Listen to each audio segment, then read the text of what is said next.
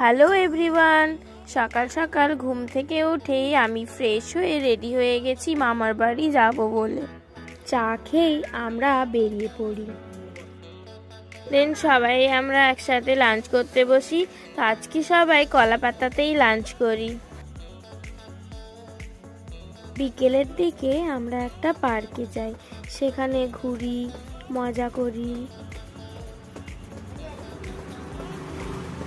তারপর দেখি আমার বোন দোলনায় দুলছে। ও বলছে আমারও একটু ভিডিও করে নাও, তারও ভিডিও করে নিলাম একসাথে।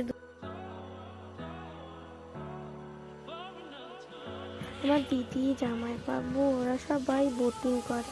আমার খুব ভয় লাগে বলে আমি যাইনি। বাড়ি এসে দেখি দাদা আমাদের জন্য কুরকুরে মাখা করেছে। আজকের মতো ব্লগটি এই পর্যন্ত। যদি আমার ভিডিওটি ভালো লেগে থাকে অবশ্যই